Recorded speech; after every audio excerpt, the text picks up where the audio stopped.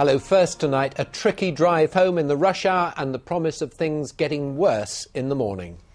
Snow began falling across parts of the east this lunchtime, although it's only in the last couple of hours that it's begun to settle. Several inches are predicted. We'll have the very latest on the weather from Jim Bacon in a moment. But first, Joel Mapp is at a gritting depot near the A11 in Norfolk. Joel. Susie, yes, as you can see, snow is falling at the moment. It's that kind of sleety snow, but you can see below me that it is beginning to settle on the ground. And this is what the gritters here have been trying to avoid. They've been out since 3 o'clock this afternoon on their gritting runs. There's 10,000 tonnes of grit ready for Norfolk's roads, and they've been out, as I say, this afternoon. But how prepared are we across the eastern region, and have we learnt any lessons from those heavy snowfalls in February? I've been finding out today. This was the A11 early this afternoon, the first sign of snow heading in from Scandinavia, sweeping southwards across the region. Skip back 10 months to February and we had this, the worst snowfall for almost 20 years. It cost industry millions, and afterwards businesses demanded action. This was a meeting in Corby. I rang a number of numbers to try and get a snowplough down there. There was all the businesses on that area were getting stuck and got no help or assistance. And this is the County Council's response. It's more than tripled the number of farmers on call with snowploughs, from 37 to 140. We're on standby, the County Council are on standby 24 hours a day, so it's a mobile telephone call from them any time of day or night, and 2 of these tractors and ploughs go off around the county roads. It's a challenge, it's a different job, and it's nice to help the neighbours. Lessons too have been learnt in Cambridgeshire. Here they've stockpiled 9,000 tonnes of grit, twice as much as last winter. There were some problems in February with snowfall right across the country, and that meant that our stocks got incredibly low. Because we've now got the barns across the county, we're able to store salt for a much longer period, and that means we could stock up to a higher level. We've taken advantage of that because it means that the salt will be able to be used next season if we don't use it this. In Suffolk, stockpiles of grit are up 20%, while in Norfolk they're unchanged. But many gritters are out for longer this time round. Well, as you can see here in Salt Dome number 7 here in Norfolk, there's about 1,000 tonnes of salt here at the moment. Gritters have been in throughout the afternoon taking some away from that. And let me show you some of that. This is the grit itself. It's got some molasses in there, which helps it stick to the road and helps them able to use less. And it smells as well a bit like a brewery because of those molasses. But let's get an update now with Tim Edmonds from Norfolk County Council. How many gritters have you got out at the moment? What's the picture now? We've got our complete fleet of 52 gritters out, currently doing the county's road network.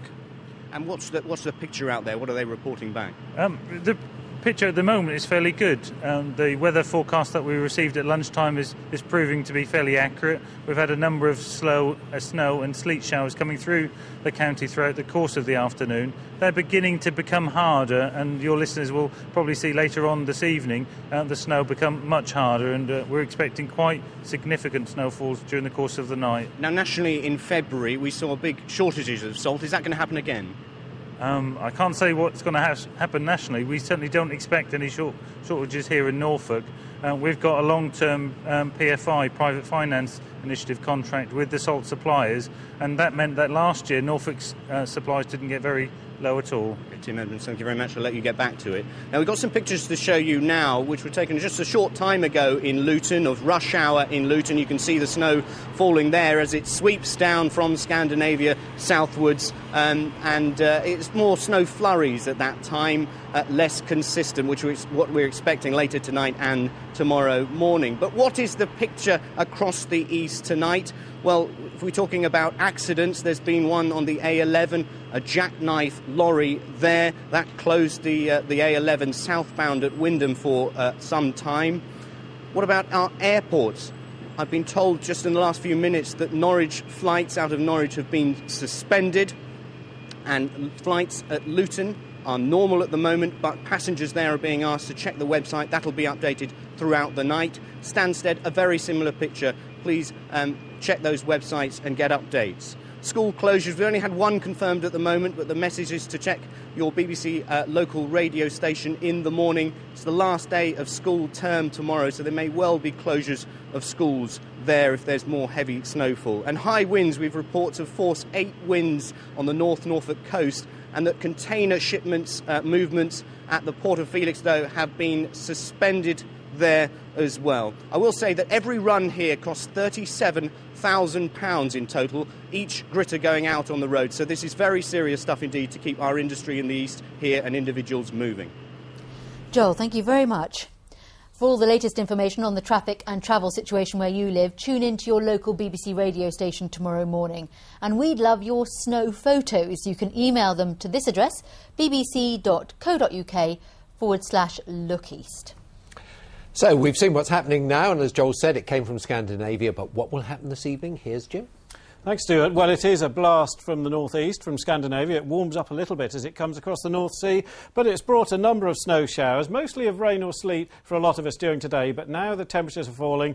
Two things are happening. The roads are turning icy. Many of the roads that were wet today, you can see from this blue shading here in the west of the region, already turning icing. We're going to see showers continuing through the night and gradually extending southwards. Many of them will be of snow, some of them quite heavy. Now that's going to give quite a few centimetres, 6 to 10 centimetres in the heaviest showers by the end of the night. And this pale blue in between the two shows that even if you haven't got showers, you've got frost. So a lot of difficulties for travelling tomorrow. Some very icy roads. Temperatures down to -3 Celsius in the west and close to freezing in the east. It just means you're going to have a difficult journey for work tomorrow morning, and it'll stay that way through much of the day. Stuart. Jim, thank you very much. It's late night shopping for much of the region tonight, and for many traders it's make or break time. Latest figures show that sales have fallen in the past few weeks. So what hope of a last minute rush?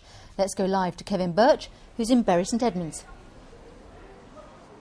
Susie, we're at the Arc development in Bury, £100 million development, opened in the spring. It's one of the newest shopping developments in this region.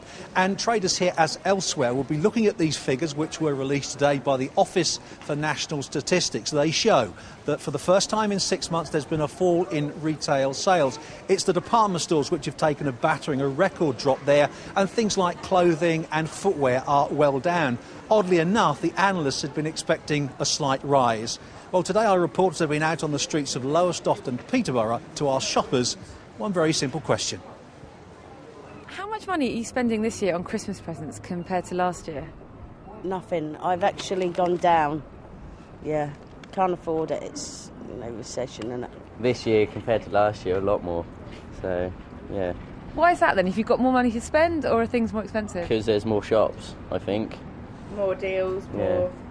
Everything. We're just not going to be bothering too much with Christmas this year.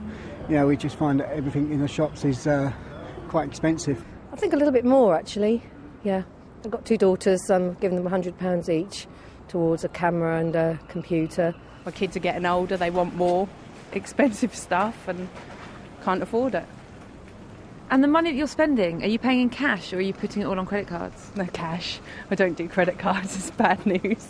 We're just talking about Christmas shopping. Are you spending more or less this year? About the same, but this year obviously we're shopping wisely, so we're having a good look round before we actually make our purchases. And have you saved up or is it going on the credit card? Saved up this year, no cards. Probably a bit more because we've just got a new baby. You saved up or is it going on the card? We're saved up. So has that been hard? Quite hard, but we've done extra shifts and things at work. I'm currently out of work myself. I'm actually on my way to go for a job interview. So, yeah, it's been a lot harder this year. And the money that you spend, have you tried to avoid using credit cards? No, I've been using the credit card as well, which is a bit of a shocker. I'm just spending more, and just in case next year is a bad year, then at least I know this year people have had good presents out of me, and they'll suffer next year instead. Well, back in Bury, let's have a chat with Paul Haynes, who's the manager here. Paul, I know you'll always tell me things are going well. Realistically, though, how are things shaping up, given all those problems? I think for here in Bury, we've got a little bit of an exceptional circumstance because we're new, of course, and everyone's coming to see the centre. So I think our story's a little bit different to the rest of the UK at the moment. The one key thing, of course, is VAT goes back up to 17.5%, doesn't it, in the new year? That could come at a very difficult time for you, could really put the kibosh on winter sales. I think what's likely to happen is that the retailers will do tactical discounting. So there'll be some before Christmas and some again after Christmas to compensate for that. So that's what I expect to see. And already, are you seeing a lot of prices being cut, heavy discounting to keep the turnover high? There has been previously. During November there was a little bit of a price cut, and there's a few of the stores who have gone, but I expect more to discount perhaps in the next week or so to draw people in. OK, Paul Haynes, thank you very much. That's it, I have to say, from a very snowy and cold, but at the same time, very pretty Bury St Edmunds. Back to you in the studio. Thank you very much, Kevin.